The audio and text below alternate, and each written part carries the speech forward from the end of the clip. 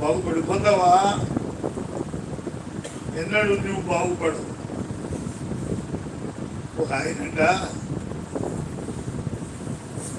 ధనం సంపాదించాలనుకున్నాడు. ధనం ఈ రోజుల్లో చాలా మంది ధనం సంపాదించే పిచ్చోళ్ళు ఉన్నారు. ఏంటండి, వారికి భార్య లేదు, పిల్లలు లేరు. తెగుళ్ళు రాస్తారు కదా సొలొమోను, అలాంటి వాళ్ళు. ఏకధనమేనండి.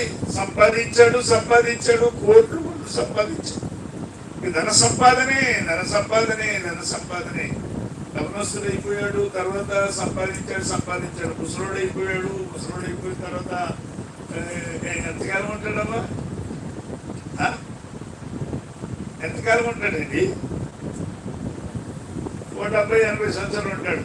ముసలోడు అయిపోయిన తర్వాత ఎప్పుడు ఎలా ఉంటుందో తెలియదు. ఆ తర్వాత ముసలోడు అయిపోయిన తర్వాత నడటం ఓపిక తగ్గిపోయింది, మాట్లాడటం ఓపిక తగ్గిపోయింది. తర్వాత శరీరం కూడా బలహీనం అయిపోయింది, సంపాదించే ఓపిక తగ్గిపోయింది. అయ్యో నేను ఇలా ముసలోడిని అయిపోయానే అని అనుకుంటున్నాడు. ఇప్పుడు ఏం చేయాలి అనుకుంటున్నాడు. ఈ డబ్బు ఏం చేస్తాడు? ఇప్పుడు సంపాదించిన డబ్బు ఏదైనా మంచి పని చేయాలని అనుకున్న సమయం రాలేదు ఇక మనోడికి. అదేందా? ఈ ముసలోడు అయిపోయిన తర్వాత మరణం దగ్గరికి వచ్చిందంట ఒక రోజు. అప్పారావు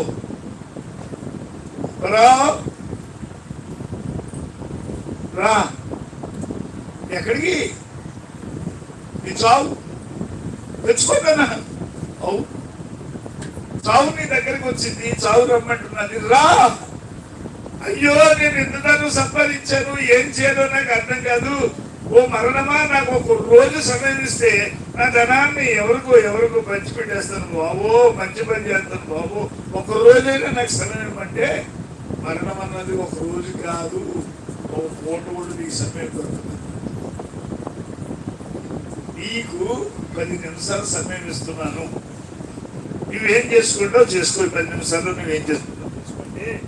ఈ మరణం ఈ 10 నిమిషాలు సమయం ఇస్తే ఇది ఏం చేశాడంటే, ఆ దగ్గర ఉన్న వాళ్ళు బాబో దాంట్లో తెల్లకాయలు ఇస్తారా, తొందరగా ఇవ్వండి అంటే ఎవరు తెల్లకాయ తీసుకొచ్చి పెన్ను ఇస్తే ఆ తెల్లకాయల మీద పెన్ను తీసుకొని రాస్తున్నాడంట. నేను నా జీవితంలో విరామము లేకుండా విస్తారమైన ఆస్తి సంపాదించుకున్నాను. కానీ ఈ ఆస్తితో అన్నదంట, నా ఆస్తిలో సగం ఆస్తి ఇచ్చేతను నన్ను అంతా గడిచిపెట్టామన్నదంట. మరణం అన్నది నీ ఆస్తిలో సగం కాదు, నువ్వు సంపూర్ణ ఆస్తి ఇచ్చినా నేను విడిచిపెట్టే పని లేదు. చావు నీ దగ్గరకు వచ్చింది, చావు అంటే నీకు అర్థం అవ్వట్లేదు అని. అప్పుడు ఏం రాసిందంటే, నేను మరణాన్ని డబ్బులు ఇచ్చి నాకు ప్రాణం పెట్టి ఉంచమని చెప్పి మరణాన్ని నేను వేడుకున్నా, మరణం నాకు సమయం ఇవ్వలేదు.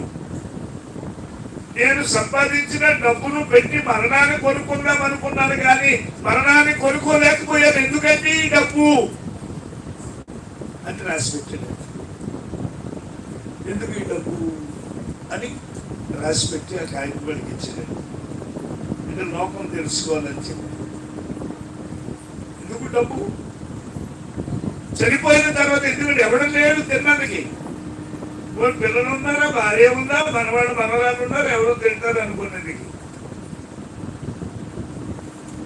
అలాంటి వారు డబ్బు ప్రయాసపడి కోట్ల కొలకు సంపాదించి దాచిపెట్టుకున్నారు. పెద్ద పెద్ద ధనవంతులు ఉన్నారు, 1000 కోట్లు సంపాదించుకున్నారు. మనం ఒకటి గమనించాలి, మరణం ఉంది, ఇంటి దగ్గరికి వస్తారు ఏదో రోజు. మరణాన్ని గురించి మనం చాలా జాగ్రత్తగా ఉండాలి. అందుచేత దేవుని మాట విను, నిన్ను తీర్పు తీర్చు దేవుడు ఒకడు ఉన్నాడు. మాటనవా? విన్నారా? నక్కరం లేదా? విన్నారా? అవసరం లేదా? దేవుని యొక్క మాట వినని వారికి తీర్పు తీర్చే ఒక దేవుడు ఉన్నాడని ఎప్పుడు మర్చిపోవద్దు అన్నాడు యేసయ్య. ఎబ్రీయులకు రాసిన పత్రిక 13:15 కూడా ఒక మాట రాస్తాడు.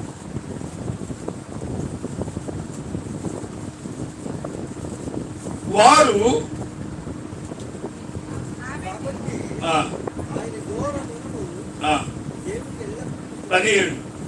వారు దుఃఖముతో ఆ పని